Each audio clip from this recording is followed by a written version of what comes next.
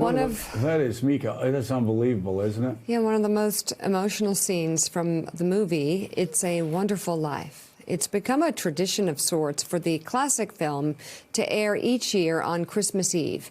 NBC continues that with a run tomorrow at 8 o'clock Eastern Time. And while the trauma of World War II helped shape much of the movie's poignant message, it has particular relevance to today, as the nation grapples with the pain from the coronavirus pandemic. Joining us now is author Robert Mattson. His books focus on Hollywood history and World War II, including one entitled Mission, Jimmy Stewart and the Fight for Europe. Also with us for this discussion is Pulitzer Prize-winning author and presidential historian Doris Kearns Goodwin. Good to have you both with us this morning. So Robert, I've watched It's a Wonderful Life thousands of times. I cry at the end every time. A couple things I never really could figure out about the movie, though. One was why the movie wasn't bigger than it was when it was released in 1947. Because it's recognized as one of the great movies of all time now, but it sort of missed. And the second was how we would look at this movie time and again as this joyful holiday movie, and yet it was extraordinarily dark. I mean, if you really look at it, especially through the lens of 2020, dark for 1947, and dark as a Christmas movie, but it worked in part because of Donna Reed and especially Jimmy Stewart's extraordinary performances. And you have the story behind the story on Jimmy Stewart, why that was such a piercing, gut-wrenching performance by him. Tell us about it. Well, to answer your first question, the movie wasn't a bomb. You know, there's a misconception about that. It just cost so much to make it, and it took so long to make. It cost $3 million to make, and it made about $3 million back. So, you know, it was a wash.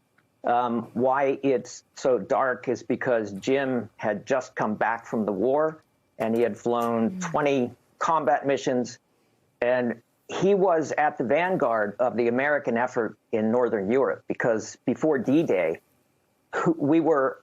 it was an air war that we were fighting. And he was a commander in the air leading missions, and they were tough missions into Germany. And he came back with a lot of baggage, and he came back looking far older than when he went into the war. I mean, he said himself that he was like, he could no longer be a leading man. He was going to have to play somebody's grandfather because of how the war had aged him. And Doris, as Robert explains, Jimmy Stewart volunteered to be in combat, and he was a 35-year-old guy getting the bottom of his plane shot out from underneath him, while so many of the other people he led were in their early to mid-20s. There's a reason why they don't usually put guys in their mid-30s in that position. It's harder for them to handle some of the things and stays with them longer. And it certainly stayed with Jimmy Stewart. You saw him in that scene sweating, tears coming down his eyes. It wasn't even scripted.